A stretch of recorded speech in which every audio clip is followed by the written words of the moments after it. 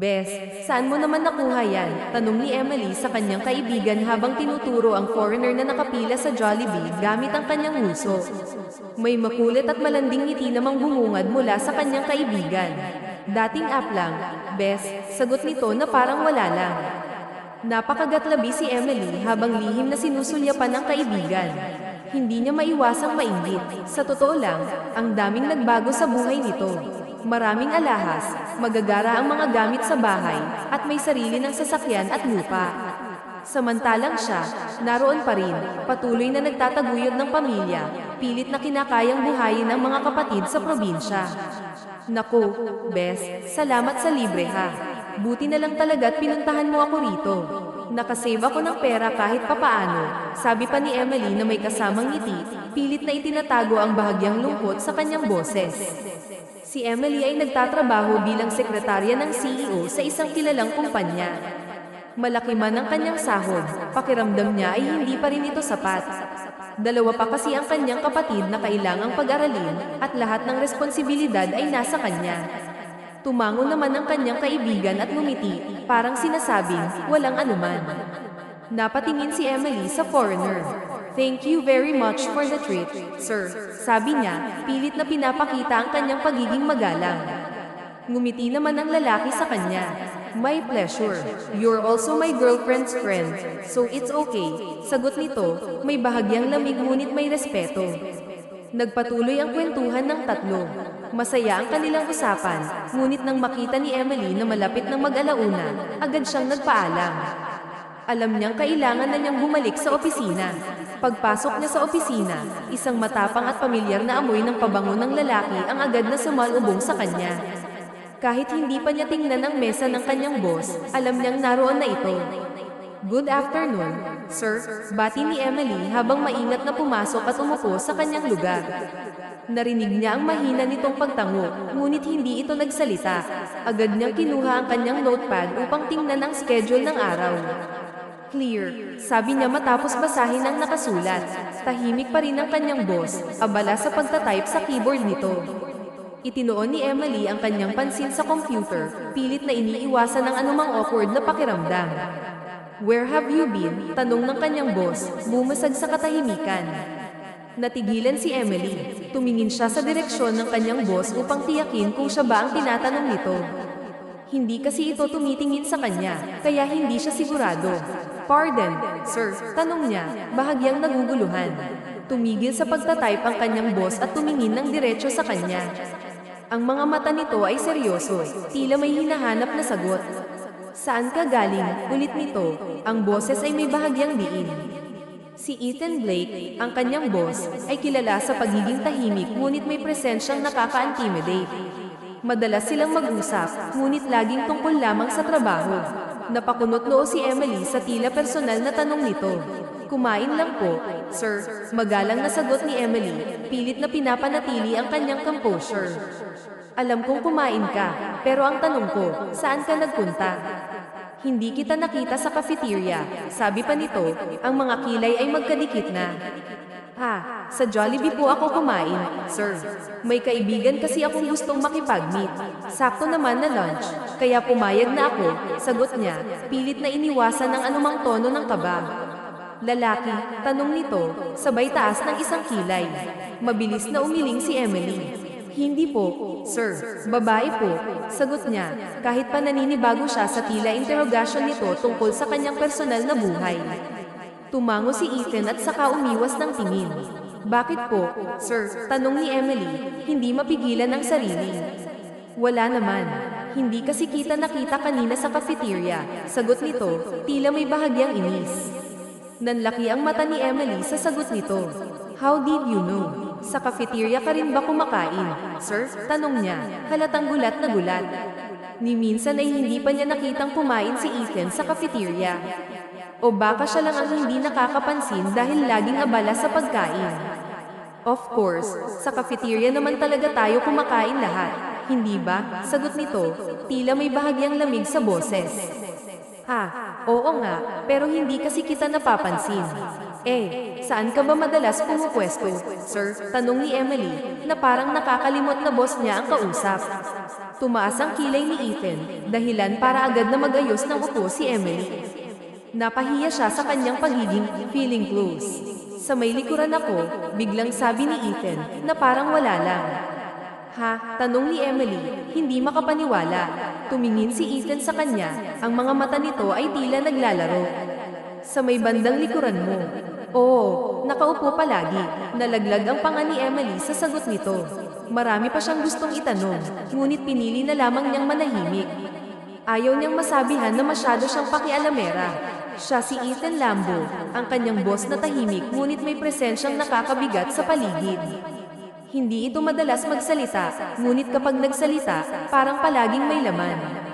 Madalas silang mag-usap ni Emily, ngunit laging tungkol lang sa trabaho. Kaya naman, napakunot ang noo ni Emily nang bigla siyang tanungin nito ng tila personal. Kumain lang po, sir. Magalang na sagot ni Emily, pilit na pinapakalma ang sariling kaba. Alam kong kumain ka, pero ang tanong ko, saan ka nagpunta? Hindi kita nakita sa cafeteria, tugon ni Ethan, sabay tagpo ng kanyang mga kilay na nagbigay ng mas seryosong aura. Bahagyang natigilan si Emily, ngunit agad din siyang sumagot. Sa Jollibee po ako kumain, sir. May kaibigan kasi akong gustong makipag-meet. Sakto naman na lunch, kaya pumayag na ako, sagot niya, pilit na iniwasan ng anumang tono ng pag-aalala. Lalaki, tanong ni Ethan, sabay taas ng isang kilay, na tila sinusuri ang kanyang sagot. Mabilis na umiling si Emily, halos maputol ang kanyang sagot sa bilis. Hindi po, sir, babae po, sagot niya, ngunit hindi niya maiwasang makaramdam ng bahagyang pagkailang. Bakit ba ito nagtatanong tungkol sa personal niyang buhay? Hindi ito normal, tumango si Ethan, saka umiwas ng tingin. Para bang may iniisip ito na hindi niya moari? Bakit po, sir? Tanong ni Emily, hindi napigilan ang sarili. Gusto niyang malaman kung ano ang nasa isip ng kanyang boss. Wala naman. Hindi kasi kita nakita kanina sa cafeteria, sagot nito na may bahagyang lamig sa tono. Nanlaki ang mata ni Emily sa narinig. How did you know? Sa cafeteria ka rin ba kumakain? Sir, gulat na gulat niyang tanong. Ni minsan ay hindi pa niya nakita si Ethan na kumain sa cafeteria. O baka naman siya lang ang hindi nakapansin dahil palagi siyang abala sa pagkain o sa mga iniisip. Of course, sa cafeteria naman talaga tayo kumakain lahat. Hindi ba? Sagot ni Ethan. Ngunit may bahagyang diin na tila nagpapahiwatig ng iritasyon. Oo nga, pero hindi kasi kita napapansin. Saan ka ba madalas pumupwesto, sir? Tanong ni Emily, na parang nakalimutan na boss niya ang kausap niya. Ang tono niya ay parang kaibigan ng kausap. Tumaas ang kilay ni Ethan, dahilan para mapaurong si Emily at agad na mag-ayos ng upo. Napahiya siya sa sarili. Sabi ko nga, masyado akong feeling close, bulong niya sa sarili, sabay iwas ng tingin at itinoon ang pansin sa kanyang computer. Ilang minuto rin ang lumipas sa katahimikan bago muling nagsalita si Ethan, na tila out of nowhere. Sa may likuran ako, biglang sabi nito, na parang wala lang. Tanong ni Emily, halatang naguguluhan. Tumingin si Ethan sa kanya, ang mga mata nito ay may bahagyang ngiti na hindi niya maipaliwanag. Sa may likuran ako palaging nakaupo, kulit nito, ngunit sa pagkakataong ito, may kakaibang tono na parang may ibig sabihin. Hindi na nakapagsalita si Emily. Napaisip siya kung bakit tila alam ng kanyang boss ang bawat galaw niya, kahit pa hindi naman ito nagpaparamdam. Ngunit pinili niyang manahimik, pilit na iniiwasan ang anumang maling interpretasyon. Tumingin si Ethan kay Emily, ang mga mata nito ay tila may bahagyang laro ng emosyon. Sa may bandang likuran mo. Oo, doon ako palaging nakaupo, sagot nito na parang napaka-natural lang, ngunit may bigat sa bawat salita. Nalaglag ang panga ni Emily sa narinig. Hindi niya alam kung paano magre-react. Marami siyang gustong itanong, bakit? Kailan pa? Ano ang ibig sabihin nito? Ngunit pinili niyang manahimik. Ayaw niyang masabihan na, feeling close, o magmukhang masyadong interesado. Kaya ngumiti na lang siya ng pilit at bumalik sa trabaho. Nang matapos ang kanyang trabaho, hindi agad umuwi si Emily. Tumambay muna siya sa kanyang mesa habang hinihintay ang pag-download ng isang dating app na matagal na niyang naririnig mula sa mga kaibigan. Nang sa wakas ay ma-download ito, mabilis niyang in-install at nag-login. Ang puso niya ay bahagyang bumilis, hindi niya alam kung excitement o kaba ang nararamdaman niya. Habang abala siya sa cellphone, biglang narinig niya ang boses ni Ethan mula sa likuran. Miss Guillermo, hindi ka pa uuwi? Tanong nito, malamig ngunit may bahagyang pag-aalala sa tono. Ay, Dave, napasigaw si Emily sa gulat, halos mabitawan ng cellphone niya. Agad siyang umayos ng upo, pilit na pinapakalma ang sarili. Paglingon niya, nakita niya si Ethan na nakataas ang isang kilay, halatang nagtataka habang pabalik-balik ang tingin nito sa kanya at sa kanyang cellphone. Ah, may hinihintay po ako, sir, sagot ni Emily, pilit na iniwasan ang anumang awkward na sitwasyon.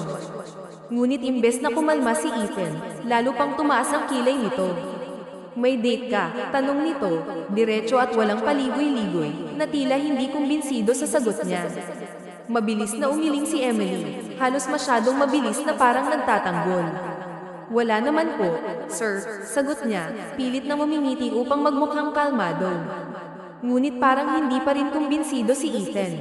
Ilang segundo itong tumitig sa kanya, bago unti-unting bumalik ang normal na ekspresyon nito. Sa wakas, lihim na nakahinga ng maluwag si Emily. Nang makita niyang hindi na siya tinitingnan ng kanyang boss, mabilis niyang binalik ang atensyon sa kanyang cellphone. Avatar lang ang inilagay niya sa kanyang profile sa dating app. Ayaw niyang may makakilala sa kanya, kaya't pinili niyang gawing simple at anonymous ang kanyang account. Bago pa man siya makapag-explore ng maayos, biglang may nag-chat sa kanya.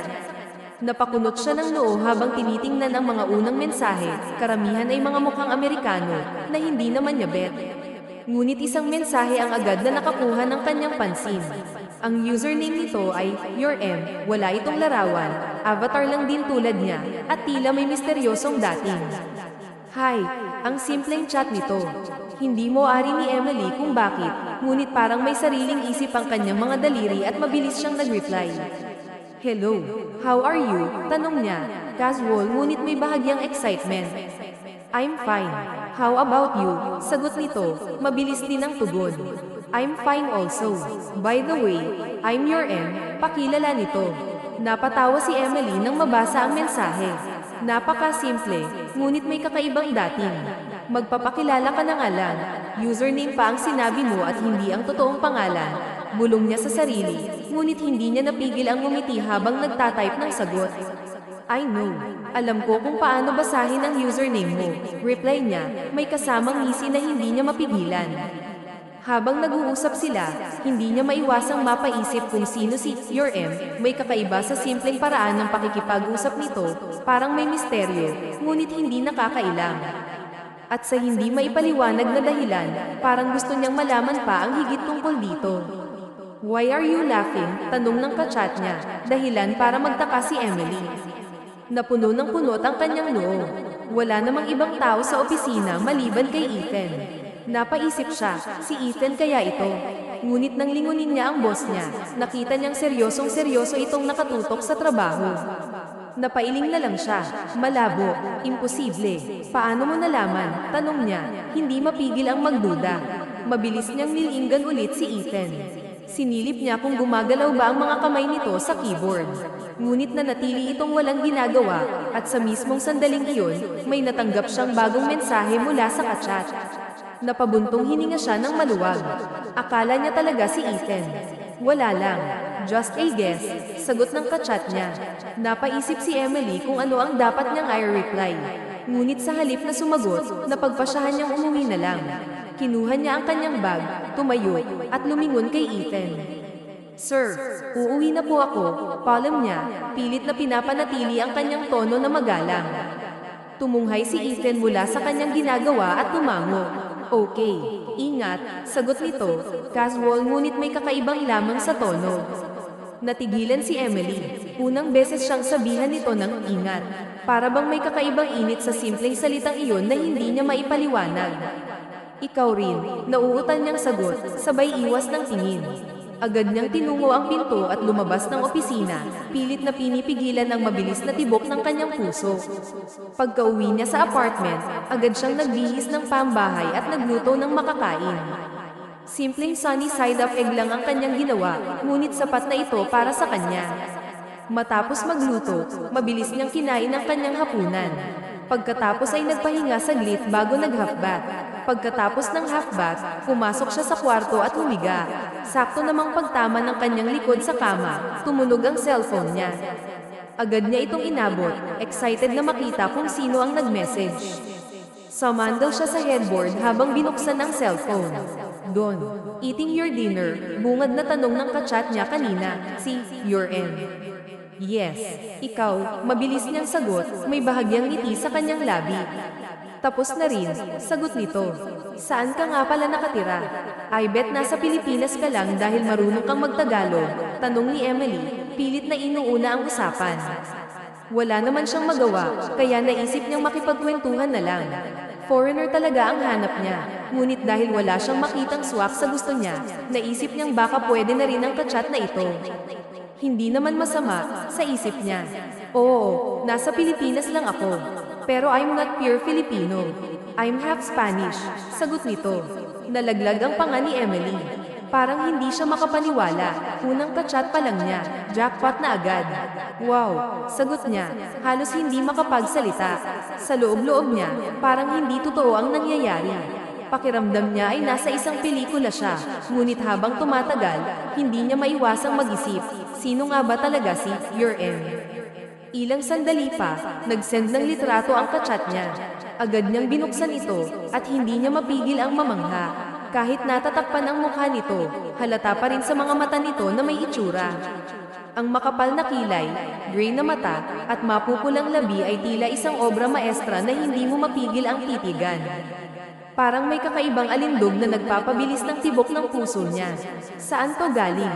Facebook, Google, Instagram, o Twitter? Tanong ni Emily, pilit na pinipigilan ang pagdududa ngunit hindi maialis ang pagiging maingat.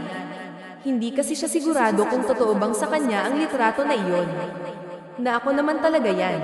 Mukha bang hindi ka panipaniwala, sagot nito, casual ngunit may bahid ng kumpiyansa. Hindi naman, just making sure. Ang gwapo kasi, sagot niya ng direkta, halos hindi na iniisip ang magiging reaksyon ng kachat niya. Wala na siyang pakialam kung ano ang sasabihin nito, online lang naman sila, hindi naman sila nagkikita. Thank you. I'll take that as a compliment, tugon nito, na sinundan ng isang simpleng emoji. Napangiti si Emily nang hindi niya namamalayan. Anyway, matulog na tayo. The clock is ticking. Baka mapuyat ka pa, dagdag pa nito, tila may pag-aalala. Hindi maiwasang mapangiti ni Emily. Napaisip siya, ang bait naman nito. Parang, green flag. Iniisip pa lang niya ang posibilidad na maging sila, kinikilig na siya. Sure, good night, Your M, sagot niya, may kasamang bahagyang ngiti sa kanyang labi. Good night, W. Emily, sagot naman nito. Natulog si Emily nang may ngiti sa kanyang labi. Ang simpleng usapan nila ay tila nagbigay ng liwanag sa kanyang gabi. Kaya naman paggising niya kinabukasan, maganda agad ang kanyang mood.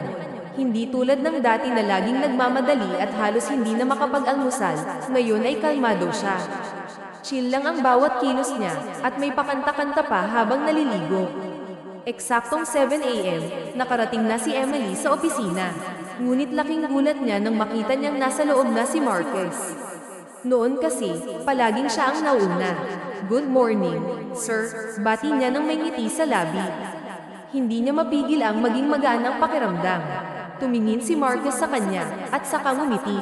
Good morning din, Miss Guillermo, sagot nito. Natigilan si Emily, parang tumigil ang oras. Hindi niya mapigil ang lingunin si Marcus. Unang beses kasi na binati siya nito pabalik. Ang simpleng tugon nito ay parang may kakaibang epekto sa kanya. Yes, Miss Guillermo.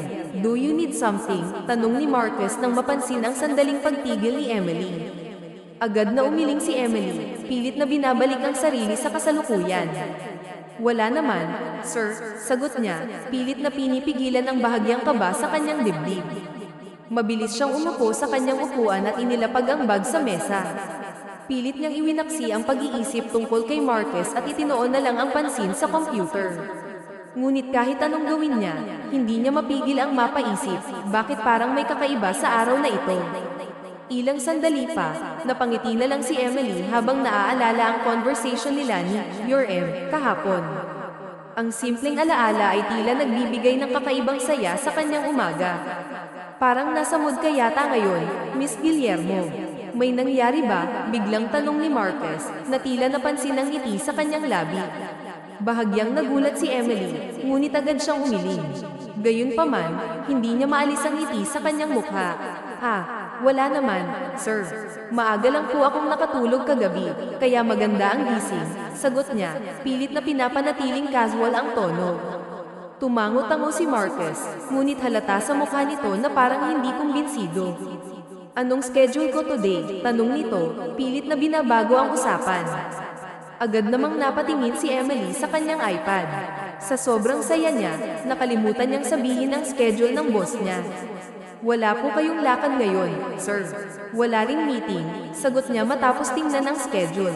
That's great. Makakapagpahinga rin ako kahit papaano, sagot ni Marcus, may bahagyang ngiti sa kanyang labi.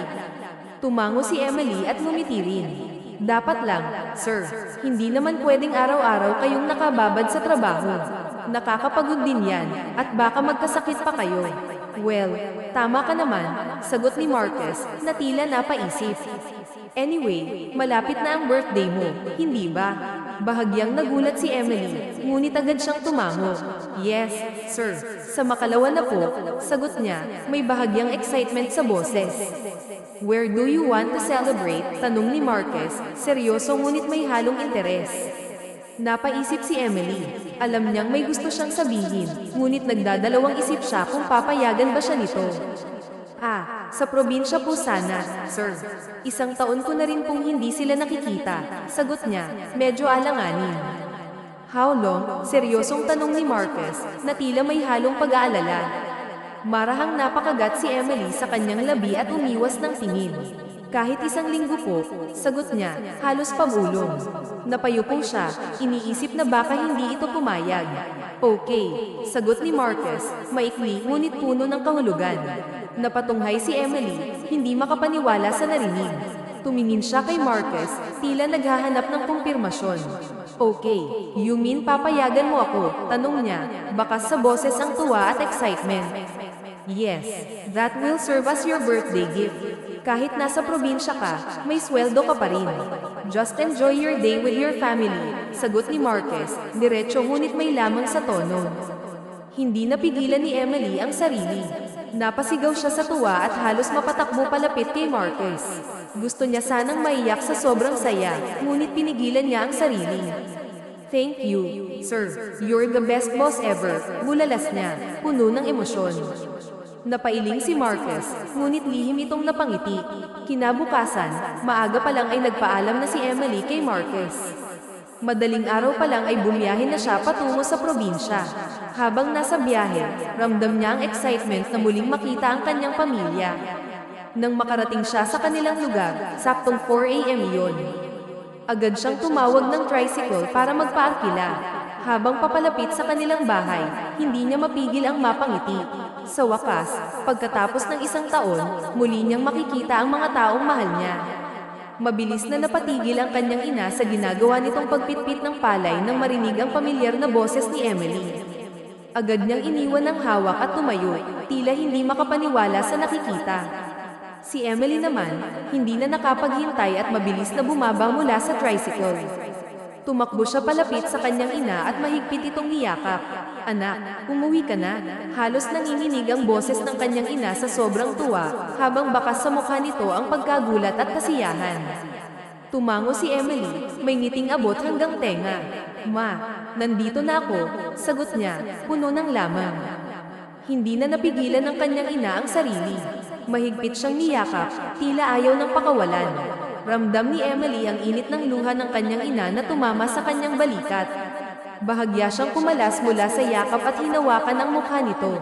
Ma, huwag ka nang umiyak. Kita mo naman, nandito na ako. Hindi ka ba masaya na nandito na ang maganda mong anak? Biro niya, sabay kindat. Napatawa ang kanyang ina, kahit papatuloy ang pagtulo ng luha nito. Ikaw talaga, buti nakauwi ka na. Halika, pumasok na tayo sa loob. Hintayin na lang natin ang itay mo. Aya nito, pilit pinapahid ang mga luha sa mata. Akmang papasok na sana si Emily nang bigla niyang maalala ang kanyang mga gamit. Wait lang, Maria. Kukunin ko lang po yung mga gamit ko, sabi niya, sabay takbo pabalik sa tricycle. Pagdating niya, nakababa na ang kanyang malita at bag sa tabi ng tricycle. Mabilis niyang iniabot ang pamasahe sa driver. Maraming salamat po, Manong, sabi niya, may ngiti sa labi. Maraming salamat din, ma'am. Ingat po kayo, sagot ng tricycle driver bago umalis. Hinayla ni Emily ang kanyang malita pabalik sa bahay. Napansin niyang akmang lalabas ang kanyang ina para tulungan siya, kaya agad niya itong pinigilan. Ma, huwag na po. Kaya ko na to. Diyan ka lang, sabi niya, may kasamang matamis na ngiti. Napailing na lang ang kanyang ina, ngunit hindi nito maitago ang ngiti sa kanyang mukha. Noon pa man, alam niyang ayaw ni Emily na nakikita siyang nahihirapan. Kaya nga rin lumuwas ito ng Maynila upang maibsan ang bigat ng kanilang buhay at hindi na siya kailangang magtrabaho ng sobra. Pagpasok nila sa bahay, bumungad agad kay Emily ang dalawang kapatid niyang si Ryan at Jake, nakaupo sa sofa at abala sa panonood ng TV. Hindi nakapigil si Emily at agad silang sinermonan. Hoy, Ryan at Jake, ano naman ang ginagawa niyo? Bakit nakaupo lang kayo dyan sa sofa? Bakit hindi niyo tinutulungan si Mama? Tanong niya, sabay taas ng kilay. Napatingin ang dalawa, halatang nagulat sa biglang pagsulpot ng kanilang ate. Tumayo sila agad, tila nahihiya. Ate, kakauwi mo lang, sermon agad, biro ni Ryan, ngunit mabilis na kinuha ang bag ni Emily. Si Jake naman ay tumayo rin at tumulong sa pag-aayos ng gamit. Napailing si Emily, ngunit lihim siyang napangiti. Sa kabila ng lahat, ramdam niya ang saya ng muling makasama ang kanyang pamilya. Ano naman, tapos naman kaming magsaing. May naluto na rin kaming ulam, sagot ni Ryan. Anong ma? Pinagluloko mo ba ako, Ryan? Mukha na ba akong matanda, ha? Pagpuputol pa ni Emily sa sasabihin sana ng kanyang kapatid. Mabilis naman na napalingon sa kanya ang kapatid. Nung una, ay nanlaki pa ang mga mata nito at saka kinusat pa ang mga mata para tingnan kung totoo ba ang kanilang nakikita. Napangiti na lamang si Emily sa inakto ng kanyang kapatid. Ate, sabay na sigaw ng kanyang mga kapatid at sinalubong kaagad siya ng mahigpit na yakap. Agad naman niyang niyakap pabalik ang mga ito.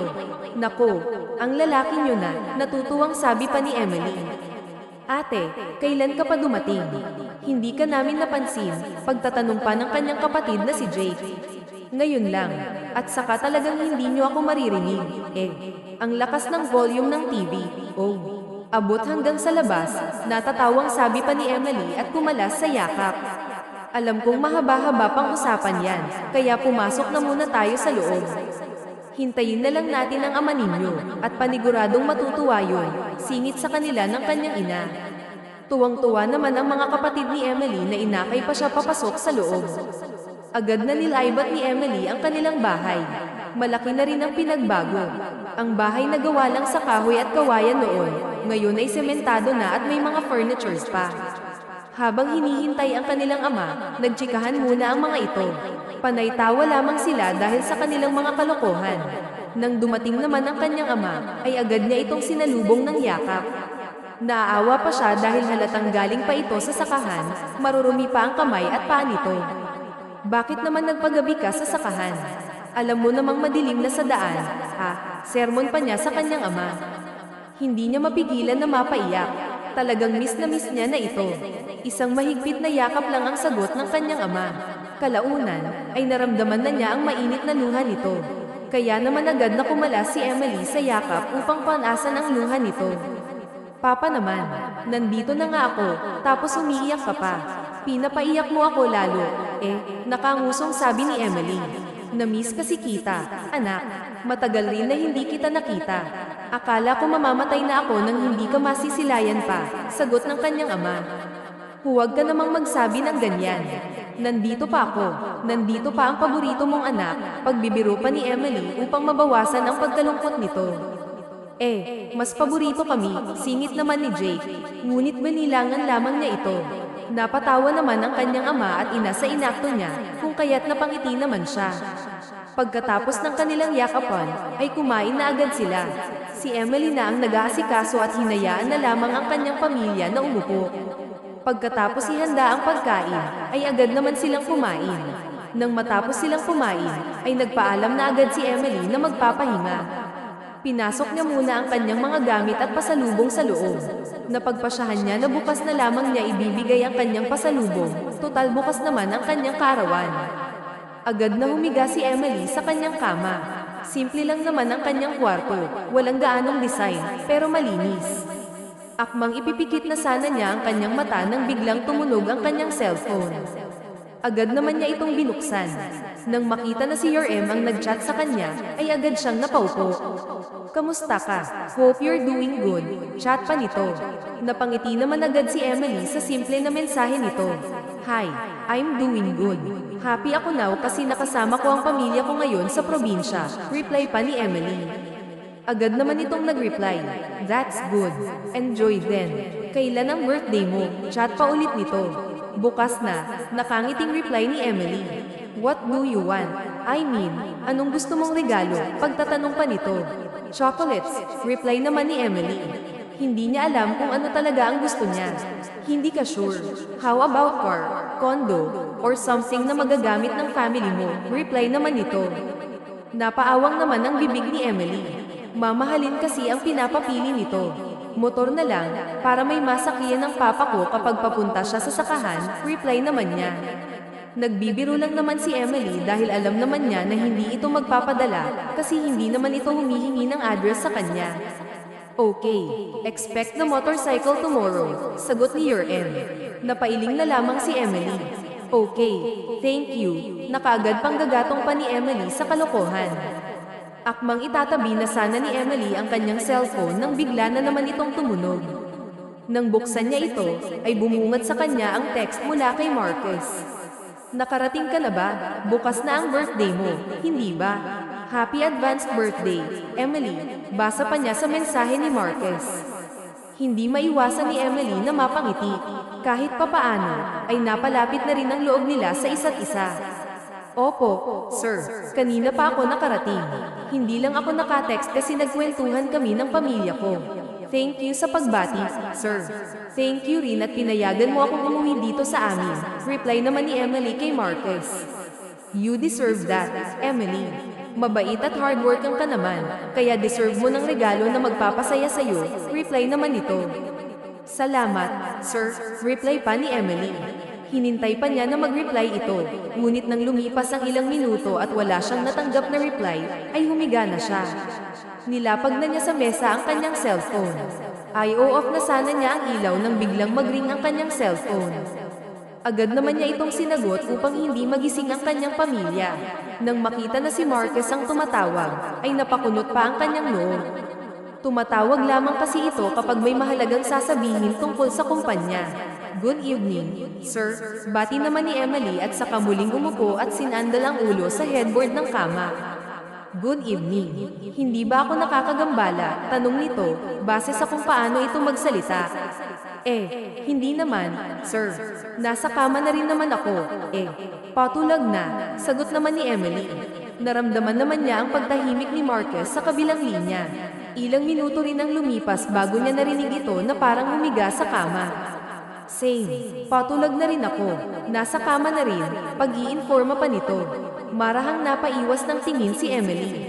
Hindi niya maiwasan na mapalunok dahil sa sinabi nito. Okay. Sagot naman niya na akala mo ay walang pakialam. Bakit ka pala tumawag, sir? Pag-iiba pa niya sa usapan. Wala naman. May kailangan lang akong i-check. Sagot naman nito. Napakunot naman ang kilay ni Emily. I-check. Ang alin? Sir, gabi na. Matulog na tayo. Sagot niya, sabay pag-iiba ulit ng usapan. Okay. Good night, Emily. Sagot ni Marcus. Good night, sir. Humikab naman si Emily dahil sa sobrang antok. Nang matapos ang usapan nila, ay agad na natulog si Emily. Pagod din kasi siya kaya mabilis siyang hinailan ng antok. Kinabukasan, ay busy ang lahat sa pagde-design ng kanilang sala. Buti na lamang at malawak ang kanilang sala kaya hindi nahihirapan ang mga taong tumutulong sa pagdedesisyon. Ang lechon baboy ay niluluto pa ng mga kapitbahay nila na tumulong sa kanila. Sige, anak, mag-ingat kayo, sigaw naman ng kanyang ama mula sa kusina. Agad na bumiyahe si Emily papunta sa palengke. Buti na lang at may narkila siyang tricycle kaya't hindi na siya mahihirapan sa pag-uwi. Sa fruit section, ay mangga, watermelon, at saging lang ang binili ni Emily. Sa meat section naman, ay karneng baboy lang ang kinuha niya. Sinakto lang niya ang dami na magagamit para sa lulutuin nilang gisado, larua, at lumpia. Matapos maglibot-libot sa palengke, ay agad na silang umuwi. Nang makita siya ng kanyang ina, batid niyang nagulat ito, ngunit halata naman sa mukha nito na natutuwa. Para sa atin naman to, ma, sagot naman ni Emily at saka isa-isa nang nilabas ang mga binili niya. Una niyang ginawa ay ang mango float at fruit salad para lumamig kaagad. Pagkatapos, tinulungan na niya ang kanyang ina na magluto ng lumpia at gisado. Nang matapos nilang magluto, ay lumabas si Emily upang i-check ang lechon. Happy birthday, Emily, bati pa ng kanilang mga kapitbahay sa kanya. Nako, salamat po, todong ngiti at tango naman ni Emily na akala mo ay tatakbo sa pagka-mayor. Anak, may malaking karta na dumating kanina. Para sa'yo yata kasi nakapangalan sa'yo, bungad naman ng kanyang ama. Napakunot naman ng noo si Emily. Wala naman siyang kakilala sa lugar nila na talaga namang malapit sa kanya, at noon pa man, ay walang nagbibigay sa kanya ng regalo kundi ang pamilya lamang niya. Hindi naman sa mina maliit, pero ang kanilang mga kapitbahay kasi ay naghihirap din. Kaya nga kahit ngayong araw lang, ay ginawang espesyal ni Emily ang kanyang kaarawan sa pamamagitan ng pag-imbita ng kanilang mga kapitbahay para i-share ang blessing na mayroon sila. Carton, anong laman? Pagtatanong pa ni Emily. Nagkibit-balikat naman ang kanyang ama. Hindi ko rin alam, anak. Hindi ko muna binuksan kasi para sa'yo naman yun, sagot naman ng kanyang ama. Tumango-tango naman si Emily. Sinamahan siya ng kanyang ama papunta sa may kalsada. Nang nasa 4 na metro lang ang layo, ay nakita niya ito ng malapitan. Hindi maiwasan na mapakunot ang kanyang noo. Iniisip niya kung ano ang laman at kung sino ang nagbigay. Ayun, may envelope, anak, agad na itinuro ng kanyang ama. Agad na tinignan ni Emily ang itinuro ng kanyang ama. Nang makitang mayroon ng envelope, ay agad niya itong kinuha. I hope you like it. Iyon ang nakasulat sa maliit na papel na nasa loob ng envelope. Kinabahan naman si Emily. Dahan-dahan niyang binuksan ang carton upang makita kung ano ang laman nito. Napatutok si Emily sa kanyang labi. Kalahati pa lang ang kanyang nabuksan, ngunit alam na niya kaagad kung ano ang laman. Nang makita ang reaksyon niya, ay binuksan naman ito ng malaki ng kanyang ama hanggang sa masira ang carton. Tumambad sa kanila ang Kawasaki versus 1,000 set 2023. Nalaglag ang panga ni Emily. Kahit pa walang presyo na nakalagay, ay alam na agad niya kung ano ang presyo nito. Dahil sa pagkataranta, ay agad niyang tinawagan si Marcus. Alam niyang si Marcus lang ang may kayang bilhin nito at ipadala sa kanya, dahil si Marcus lang naman ang may alam sa kanyang lokasyon. Hindi na siya mapakali. Gusto na niyang ibalik ito kay Marcus. Hindi niya kayang tanggapin ang motor na nagkakahalaga ng 9.5 milyon. Anak, ang ganda naman ng regalo na yan. Kanino galing? Usisa pa ng kanyang ama. Napahilot naman si Emily sa kanyang loob. Hindi ko rin alam, pa, marahang sagot ni Emily habang napakagat sa kanyang labi. Habang hinihintay na sagutin ni Marcus ang tawag, ay nagpasalamat siya nang sinagot ito. Sir, ano tong pinadala mo? Hindi ko to matatanggap, sir. Ang mahal nito, bungad agad ni Emily. Pinadala. Anong pinadala? MS, Guillermo, nasa meeting ako ngayon kaya busy ako. Kung ano man yang pinadala sa'yo, hindi ako ang nagpadala niyan. Sagot naman kaagad ni Marcus at saka mabilis na binaba ang tawag. Napakunot naman ng noo si Emily. Nang pumasok sa isip niya ang usapan nila ni Your kagabi, ay agad niyang binuksan ang kanyang data. Tumambad agad sa kanya ang mensahe nito. Happy birthday, Wonder Emily. Sana magustuhan mo. Sa mensahe nito, ay napagtanto na agad ni Emily kung sino ang nagpadala. Napasapaw na lamang siya sa kanyang noo. Binibiro na lamang niya ito, ngunit hindi niya alam na tututuhanin pala. At ang mas lalong hindi rin niya alam, ay alam pala nito ang kanyang address. Who are you? Reply naman ni Emily kay Your Nakapagtataka kasi kung bakit pinadalhan siya, gayong hindi pa naman sila ganoon kakilala. You know who I am already, Wonder Emily. I told you I'm half Spanish. I own companies in and outside of the Philippines. Sagot naman nito. Anak, alis muna ako. Titignan ko lang kung okay na ba ang pagkain sa loob, paalam ng kanyang ama. Tumango naman si Emily at saka mabilis na umupo sa kahoy na upuan na nasa ilalim ng mangga, malapit sa kung saan nakalagay ang motor. Hindi ko matatanggap ang regalo. This is very expensive, reply naman ni Emily. Pinaglalaroan niya pa ang kanyang mga kamay dahil hindi siya mapakali. That's a gift from me. Hindi mo pwedeng tanggihan ng grasya, sagot naman nito. But this is very expensive, halos gusto nang magwala ni Emily. So, ang importante naman ay galing sa puso ang pagbibigay ko, reply pa nito. Napabuntong hininga na lamang si Emily at pilit na pinapakalma ang sarili. Salamat sa regalo mo, sabi ni Emily. Ayaw na niyang makipagdebate pa, kung kaya tatanggapin na lamang niya ito. You're welcome. Just tell me next time kung may gusto ka pang ipabili. Bibilhin ko para sa'yo, sagot naman nito. Hindi na nag-reply pa si Emily. Tinawag na lamang niya ang kanyang kapatid upang ay parada ang motor sa gilid ng kanilang bahay. Ang cool naman nito, ate. Boyfriend mo ang nagbigay, usisa pa ng kanyang kapatid matapos ay parada ang motor. Napaiwas na lamang ng tingin si Emily. No, just a friend of mine. Wow, sosyal naman ang friend mo na yan, ate. Talagang motor pa talaga ang regalo sa'yo, sabi pa ng kanyang kapatid habang hinahabol siya papasok sa loob.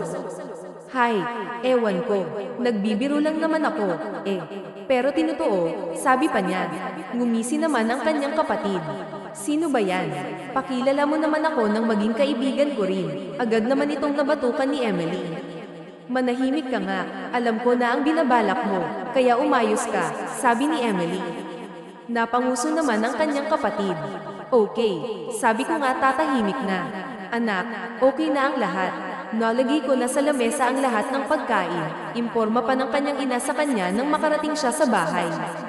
Sige, Maria, papapasukin ko na sila sa loob at nang makakain na tayo. 12 na rin naman, ma, sabi naman niya. Tumango naman ang kanyang ina. Agad na tinawag ni Emily ang kanilang mga kapitbahay at pinaupo. Buti na lang talaga at kasya ang lahat sa mahabang mesa na pinabili niya kanina. Ang ina na naman ni Emily ang nag-lead ng prayer. Matapos manalangin, ay kinantahan naman siya ng happy birthday ng kanyang pamilya at ng kanilang kapitbahay. Happy birthday, Emily, malakas na bati ng lahat, dahilan para mapatawa si Emily. Thank you, everyone. Sige na, kumain na tayo, aya naman ni Emily. Hindi niya maiwasan na mapangiti habang nanunood sa kanyang mga kapitbahay na nakangiti habang kumukuha ng mga pagkain. Sa maliit na handaan na ginawa niya, alam niyang nakakatulong din siya kahit papaano. Natuwa naman siya nang makita ang kanyang ama at ina na masayang nakikipag-usap sa kanilang mga kapitbahay.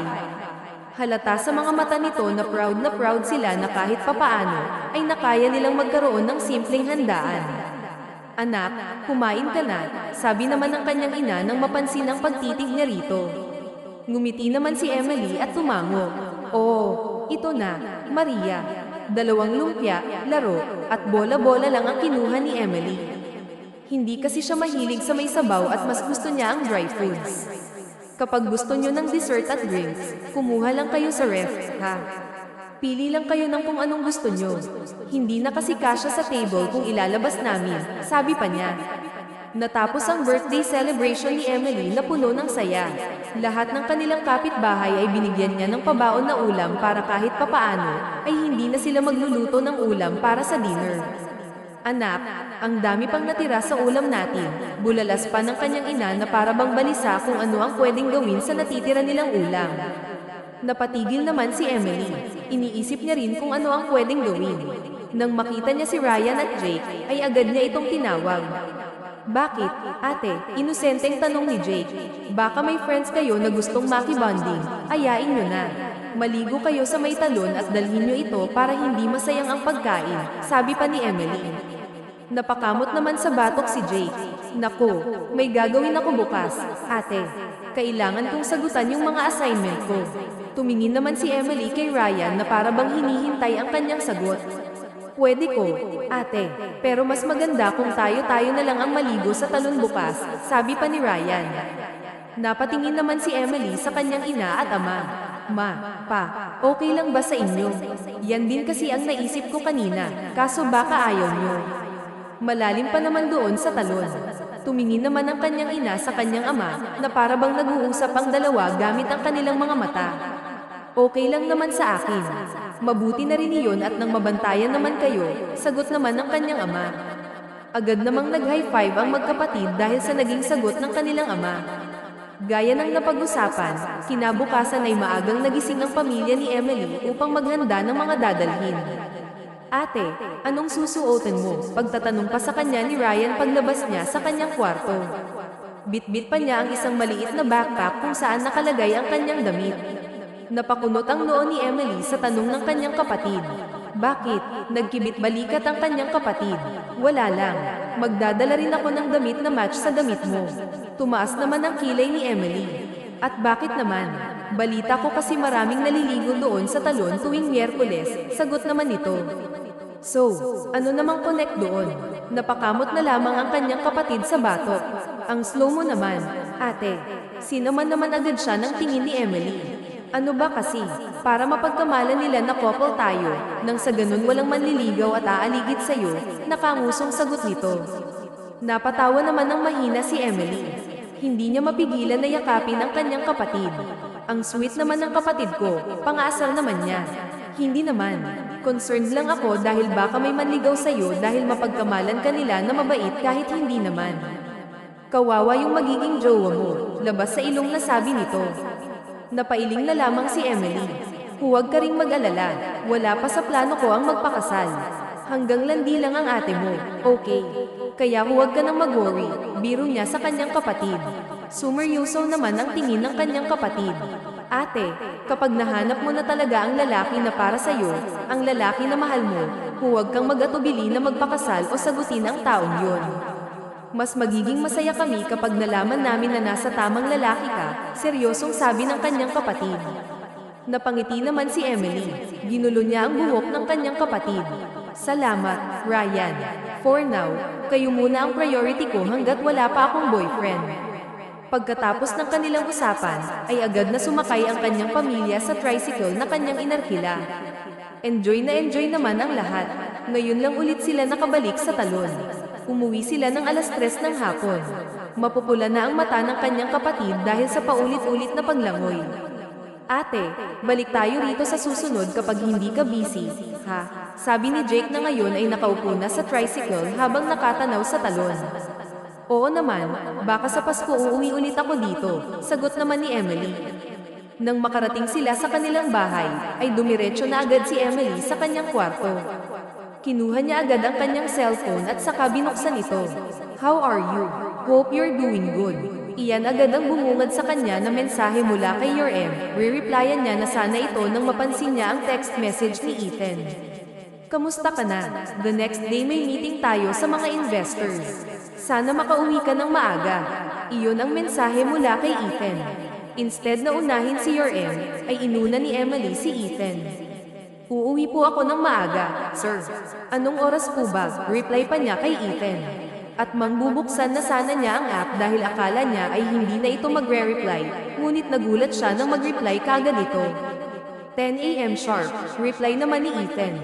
Okay, sir. I'll be there before 10 a.m. Sagot niya. Dahil sa pagod, ay hinayaan na lamang niya ang kanyang cellphone.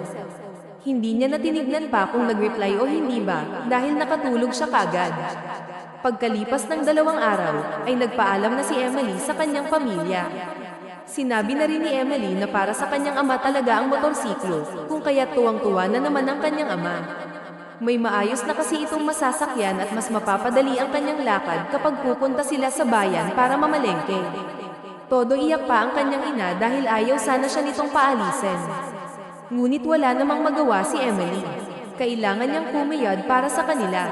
Nang makarating siya sa Maynila, ay dumiretso na agad siya sa kanyang apartment na tinutuluyan. Pagkatapos ay dumiretso na sa opisina.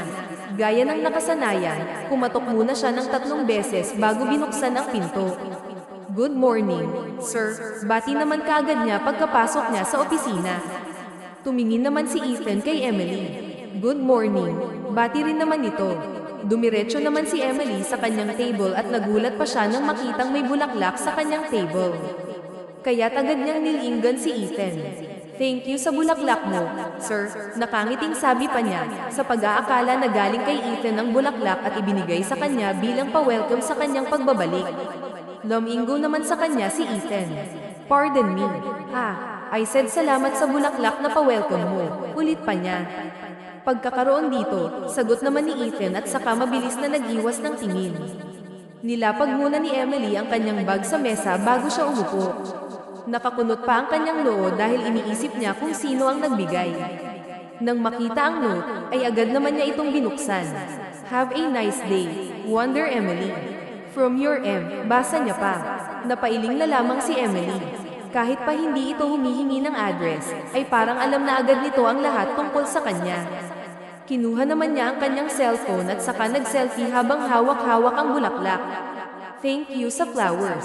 Ang gaganda nila, chat pa niya rito sabay send ng kanyang picture. Ilang sandali pa, ay umungol naman ang cellphone ni Ethan, kung kaya't napatingin si Emily kay Ethan. Nakita naman niya ang pag-ubo nito na para bang nagulat. Hindi naman mapigilan ni Emily na maghinala sa inakto nito. Muli siyang nag-send ng litrato niya na naka-shorts at oversized t-shirt. Tumunog naman ang cellphone ni Ethan, at sa kanan, laki ang mata nito, kung kaya't napakunot ang noo ni Emily. Para kasing si Ethan ang kachat niya. Muli sana siyang mag-chat nang tignan siya nito ng seryoso. Yes, Miss Guillermo, do you need something? Seryosong tanong nito.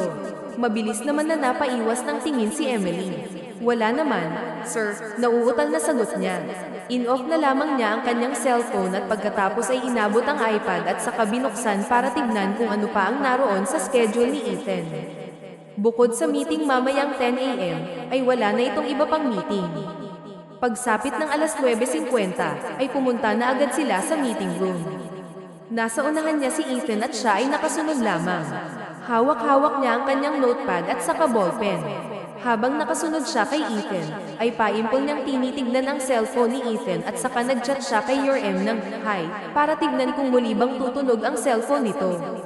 Ngunit nadismaya siya nang hindi ito tumunog, at hindi rin niya nakita kung iilaw ba ang cellphone nito dahil natatakpan ito ng palad ni Ethan. Nagsimula na ang meeting, ngunit parang robot lang si Emily sa tabi ni Ethan. Lahat ng mga sinasabi ng mga nasa harapan nila ay sinusulat niya, mga feedback, suggestions, and improvements sa kumpanya.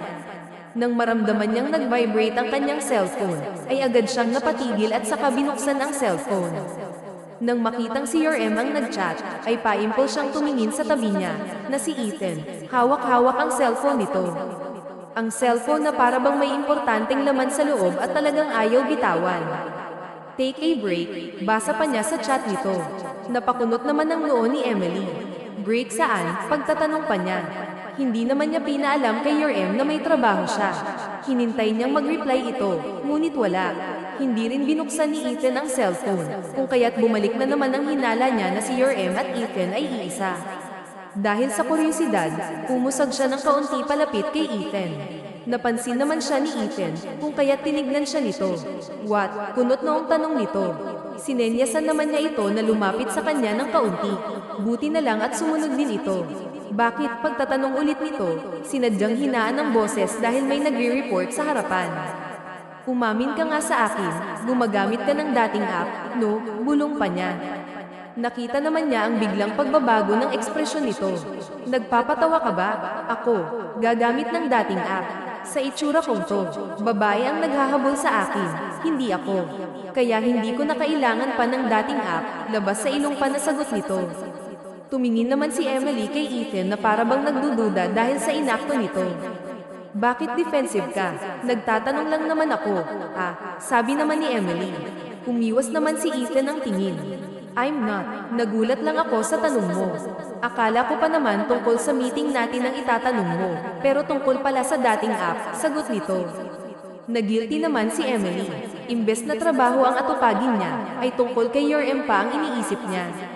Sorry, akala ko kasi ikaw, bulong pa ni Emily sa kanyang sarili, na hindi nakaligtas sa pandinig ni Ethan. Kapag ba ako, matatanggap mo ba? Pagtatanong pa ni Ethan sa kanyang sarili. Napailing na lamang siya at saka muling itinoon ang pansin sa harapan. Muli na lamang itinoon ni Emily ang kanyang tingin sa harap at saka isinulat ang mga importanteng na pag-usapan. Nang turn na ni Ethan na magsalita, ay agad naman na tumingin si Emily kay Ethan. Binabantayan niya ang bawat galaw nito. Nang ailapag ni Ethan ang kanyang cellphone sa mesa, ay agad naman na kinuha ni Emily ang kanyang cellphone. Pa-impulse siyang nag-type ng message kay Your M. Nang masend niya ito, ay mariin naman siyang napahawak sa kanyang cellphone habang nakatingin sa cellphone ni Ethan. Nang umilo ang cellphone ni Ethan, ay agad naman siyang napatayo. Nag-pop up sa cellphone nito ang kanyang mensahe. Bigo pa na tumingin si Emily kay Ethan. Emily, pagtawag pa nito sa kanya. Napailing na lamang si Emily dahil sa disappointment at saka umupo. Sorry, nagulat lang, hingi ng paumanhin ni Emily sa kanilang mga kasamahan. Hindi pinansin si Ethan. Tumango naman ang mga ito at hindi umimik. Napapansin din kasi nila ang tensyon sa pagitan ng dalawa. Itinuloy ni Ethan ang kanyang mensahe, ngunit hindi na siya mapakali. Panay ang tingin niya kay Emily, habang si Emily ay parang wala lang. Blanca ang ekspresyon habang nagsusulat ng kung ano-ano sa notepad. Nang matapos ang meeting, ay unang tumayo agad si Emily. Hindi na niya hinintay pa si Ethan. Emily, wait, magpapaliwanag ako, sigaw pa nito, ngunit hindi siya pinansin ni Emily. Tuloy-tuloy lamang itong naglakad papasok sa opisina. Emily, pakinggan mo muna ako, pakiusap pa nito, at sa kabila ng lahat, hinawakan nito ang kamay ni Emily nang papasok na ito sa opisina. Huminto si Emily at saka binitawan ang doorknob. Pinakalma niya ang kanyang sarili. Pagkatapos, ay tumingin siya kay Ethan at saka tinanggal ang pagkakahawak nito. Alam mo na ako si Wonder Emily, pero parang wala lang sa'yo. Nagsisinungaling ka pa. Para saan? Parang may clown ka na pagtatawanan sa tuwing nagre-reply ako sa'yo, puno ng hinanakit na sabi ni Emily. Tumingin naman sa kanya si Ethan na parang naawa, kung kaya tumiwas siya ng tingin. Huwag mo akong tignan ng ganyan, Ethan, na para bang awang-awa ka na sa akin. Kasi hindi nakakatuwa, tinatanong kita kung ikaw ba ang nagbigay ng motor at ng bulaklak, pero ano? Sinabi mo lang na may nagpadala. Siguro tuwang-tuwa ka nang makita mo ang ekspresyon ko. Siguro iniisip mo na mukha akong desperada at talagang nakipag-chat sa lalaking hindi ko man lang kilala. Hindi na mapigilan ni Emily na mapaiyak. Napahawak pa siya sa kanyang dibdib dahil nahihirapan siyang huminga. Emily, kumalma ka. Kumalma, sabi ni Ethan, na pilit siyang pinapakalma. Tell me, Ethan, paano ako kakalma kung ang sarili kong boss pinagmukha pala akong tanga? Sigaw pa ni Emily, at saka tinabig ang kamay ni Ethan na nakahawak sa kanya. Sorry, halos bulong na sabi nito. Napatawa na lamang si Emily ng mahina at saka napahilamos ng palad. Hindi ko kailangan ng sorry mo, Ethan. Sa'yo na ang sorry mo. Mabilis na tumalikod si Emily at saka pumasok sa opisina. Kumalabog pa ang pinto dahil sa lakas ng pagsarado niya. But she didn't feel sorry for that. Halo-halo na ang kanyang emosyon. Hilamos na lang din si Ethan sa kanyang palad at saka pumasok na sa opisina. Marahan siyang napakagat sa kanyang labi habang nakatingin sa likod ni Emily. Sorry, shut up. Your sorry can't ease the pain that you've made. Bulong pa ni Emily sa sarili niya. Napatigil si Ethan sa malakas na sigaw ni Emily. Unang beses niya itong makitang galit na galit, kaya't hindi na siya nakaimik. Hinayaan na lamang niya ito. At nang makitang kalmado na ito, ay saka lang siya muling nagsalita. Natotorpe ako, bulalas pa ni Ethan, at saka huminga ng malalim. Alam kong mali ang ginawa ko, pero yun lang ang naisip ko na paraan para mapalapit tayo. Na mabigyan kita ng kung ano ang gusto mo. Emily, I've been quiet for so long. Yung nararamdaman ko sa'yo, tinatago ko lang kasi natotorpe ako. Alam ko kasi na wala ka pang plano na mag-boyfriend dahil gusto mong tulungan ang pamilya mo. Kaya ko ginawa yun. Pinasok ko ang dating app na day na nalaman ko na nag-login ka, dahil alam kong ito lang din ang way na mapalapit ako sa'yo. Natahimik si Emily. Hindi man nakatingin si Emily kay Ethan, ay alam ni Ethan na nakikinig ito sa kanya. Emily, mahal kita, amin pa ni Ethan. Kung alam mo lang, the day na nag-reply ka sa akin sa dating app, ay halos magtatalon na ako sa sobrang tuwa. Paulit-ulit akong nagpapasalamat sa Diyos dahil binigyan niya ako ng chance na mapalapit sa iyo, dagdag pa ni Ethan. Dahan-dahan naman na humarap sa kanya si Emily. Emily, maniwala ka sa akin. Never kitang pinagtawanan. Lahat ng nangyari sa atin, I kept it by myself. Sa totoo nga, sobrang tuwa ko pa. pero never kitang pinagtawanan, Emily, sincere na sabi ni Marcus. Napaiwas ng tingin si Emily. Sa tingin mo ba, maniniwala ako sa iyo after what you did, Marcus? Itigil na natin to. Hindi ko alam kung maniniwala pa ba ako sa iyo. Kaya hanggang boss employee na lang tayo. Iisipin ko na lang ang lahat na isang panaginip, pinal na sabi ni Emily. Gusto pa sanang magsalita ni Ethan, ngunit itinikom na lamang niya ang kanyang bibig. Hanggang mag-uwian ay walang imikan si Emily. Pagkarating niya sa kanyang apartment, ay dumiretso higa na agad siya. Nang dahil sa pagod, ay agad din naman siyang nakatulog. Kinabukasan, matamlay si Emily. Walang kasigla-sigla ang mukha niya. Hindi pa siya kumain ng almusal at dumiretso na siya sa opisina. Good morning, sir. Walang gana-gana na bati ni Emily pagpasok niya sa opisina. Ni hindi man lang niya dinapuan ng tingin si Marcus. Tumingin naman si Marcus kay Emily, na para bang may namumuong tubig sa mga mata. Good morning din, halos bulong na bati ni Marcus. Hindi pinansin ni Emily si Marcus. Akmang uupo na sana siya nang makita niya ang 3 rosas na nasa mesa. May kasama pang letter, kaya agad niya itong binuksan. Sorry, iyon ang nakasulat sa papel, may sad emoji pa. Hindi niya maiwasan na mapatitig sa kawalan. Kahit pa walang pangalan, ay alam na niya kung sino ang nagbigay.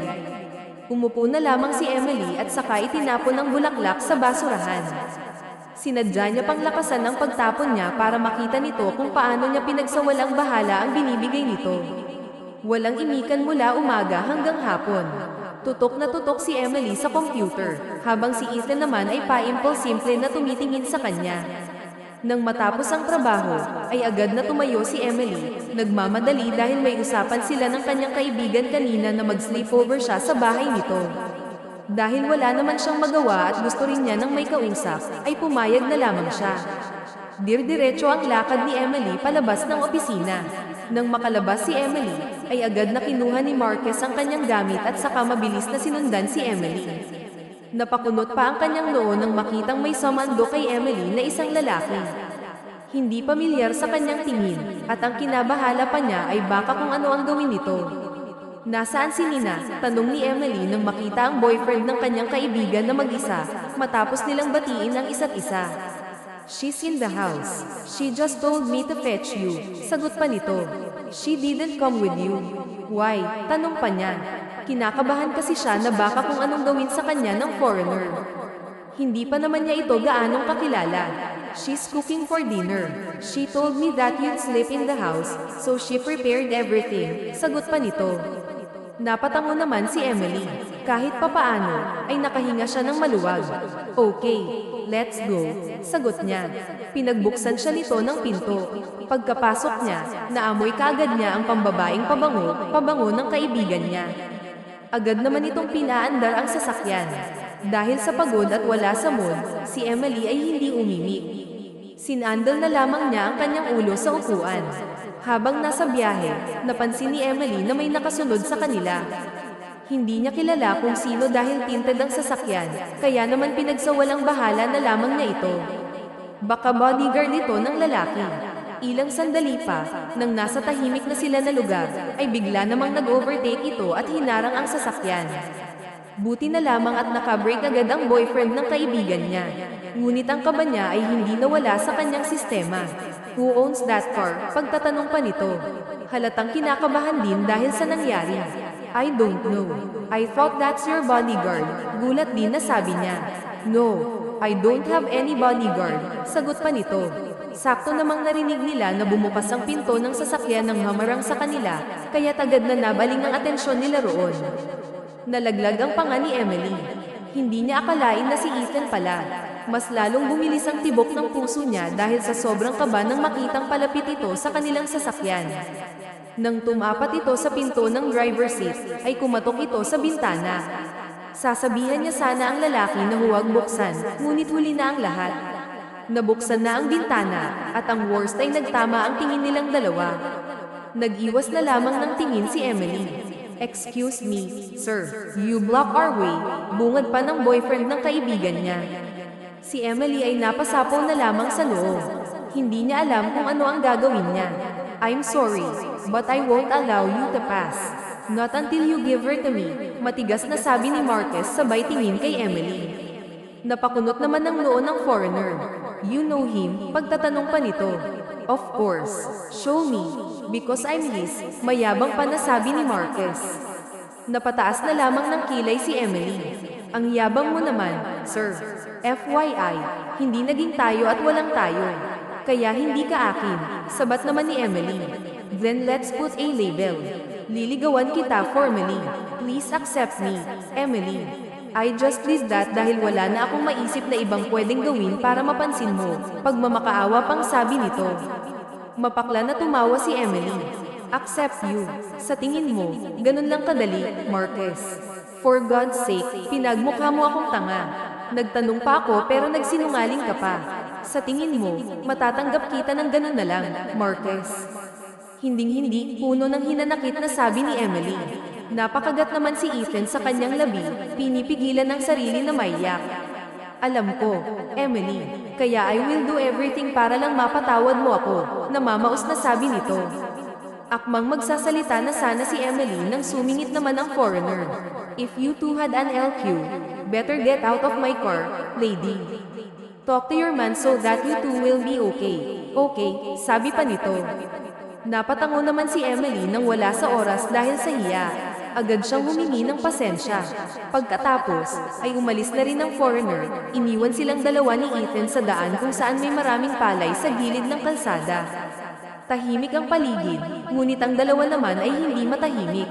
I'm sorry, pambabasag ni Ethan sa katahimikan. Hindi umimik si Emily. Hindi niya alam kung ano ang kanyang sasabihin. Yun lang kasi ang naisip ko noon. Masyado akong natorpe kaya hindi ako maka-first move sa'yo sa personal. Pero trust me, noon pa man ay mahal na kita, napapaus na sabi nito. Lihim na napangiti si Emily, ngunit ang ngiti niya ay kanya lamang itinago dahil ayaw niyang makita ito ni Ethan. Then bakit hindi mo sinabi sa akin ang totoo nung magtanong ako sa'yo? Seryosong tanong niya kay Ethan.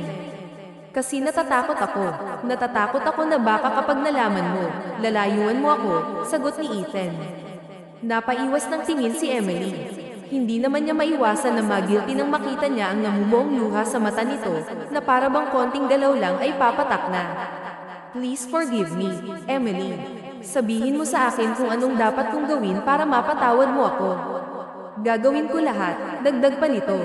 Lahat, tanong ni Emily. Tumango naman si Ethan. Oo, lahat. Then marry me, nakangiting sabi pa ni Emily. Nagulat naman si Ethan, tila hindi siya makapaniwala sa kanyang narinig. Tama ba ang narinig ko?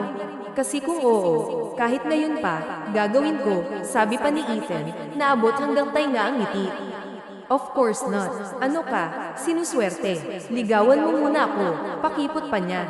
Napanguso naman si Ethan, ngunit kalaunan ay ngumiti rin. Of course, I will. Kahit sagutin mo na ako, araw-araw pa rin kitang liligawan, banat pa nito, dahilan para mamula si Emily. Shish, ang aga ng banat mo, ha? Reklamo pa niya kahit kinikilig naman. Ngumiti naman si Ethan. Umuwi na silang dalawa. Hinatid naman ni Ethan si Emily bago dumiretso sa bahay niya. Tinutungan ni Ethan ang mga sinabi niya. Araw-araw ay binibigyan niya si Emily ng bulaklak at tsokolate. Hindi rin pumapalya ang pa-sweet message niya para kay Emily.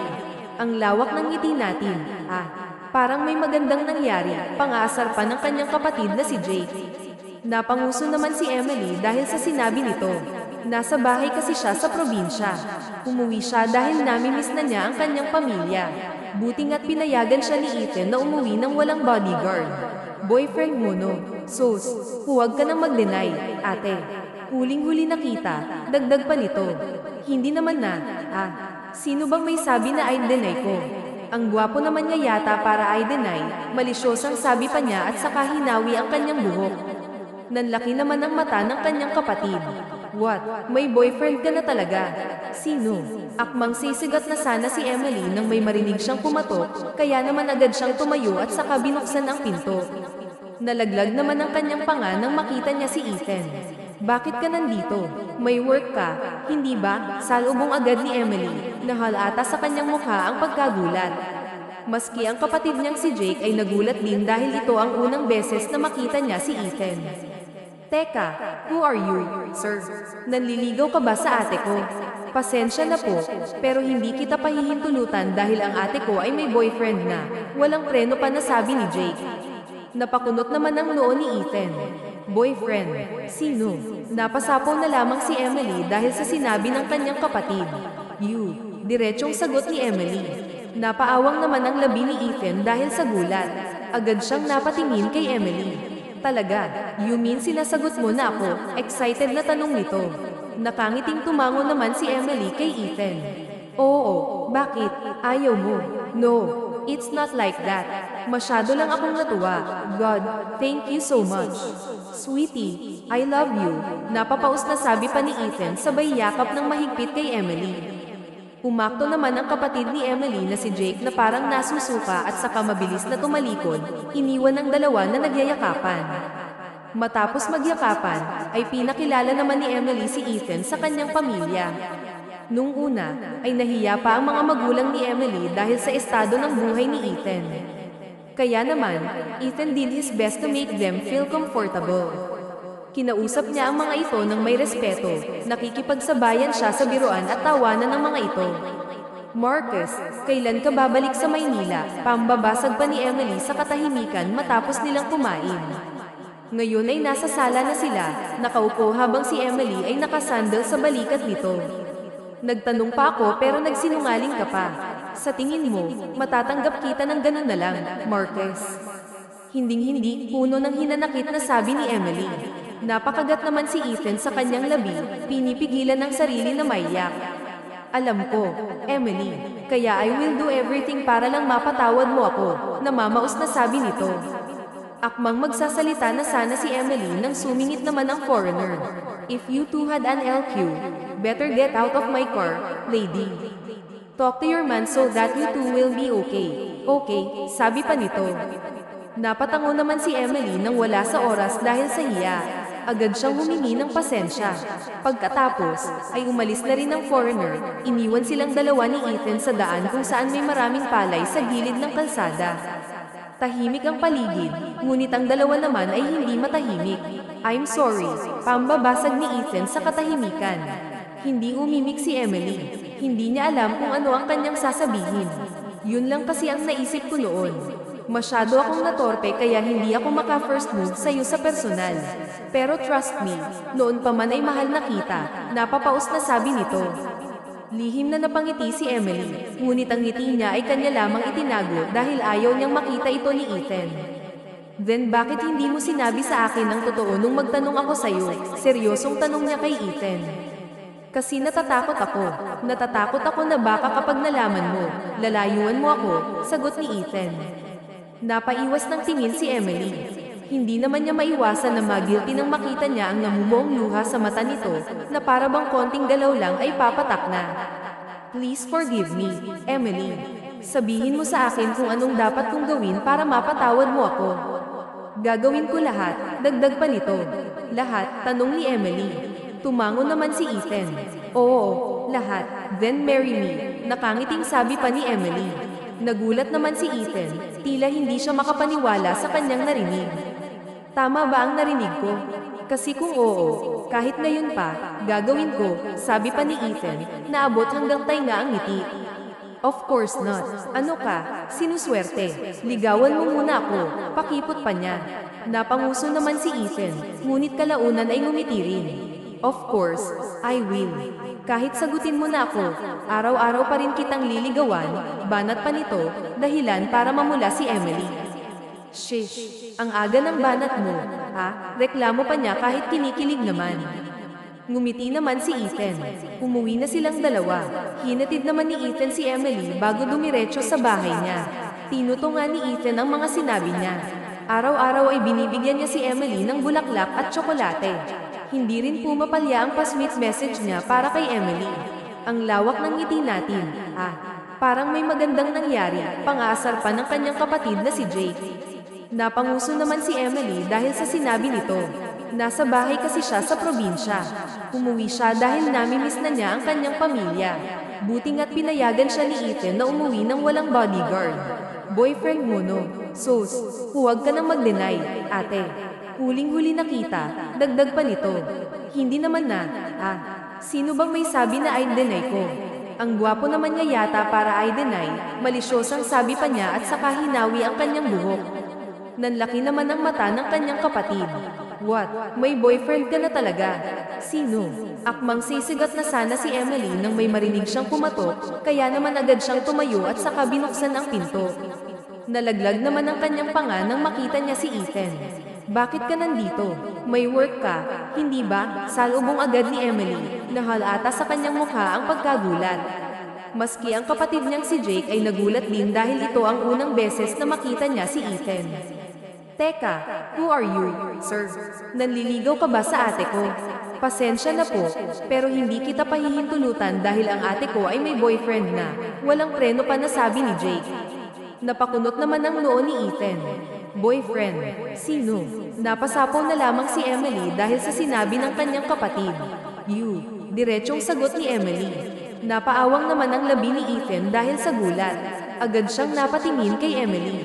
Talaga, you mean sinasagot mo na ako? Excited na tanong nito. Nakangiting tumango naman si Emily kay Ethan. Oo, bakit? Ayaw mo? No, it's not like that. Masyado lang akong natuwa. God, thank you so much. Sweetie, I love you. Napapaus na sabi pa ni Ethan sabay yakap ng mahigpit kay Emily. Umakto naman ang kapatid ni Emily na si Jake na parang nasusuka at saka mabilis na tumalikod, iniwan ng dalawa na nagyayakapan. Matapos magyakapan, ay pinakilala naman ni Emily si Ethan sa kanyang pamilya. Nung una, ay nahiya pa ang mga magulang ni Emily dahil sa estado ng buhay ni Ethan. Kaya naman, Ethan did his best to make them feel comfortable. Kinausap niya ang mga ito ng may respeto, nakikipagsabayan siya sa biruan at tawanan ng mga ito. Marcus, kailan ka babalik sa Maynila? Pambabasag pa ni Emily sa katahimikan matapos nilang kumain. Ngayon ay nasa sala na sila, nakaupo habang si Emily ay nakasandal sa balikat nito.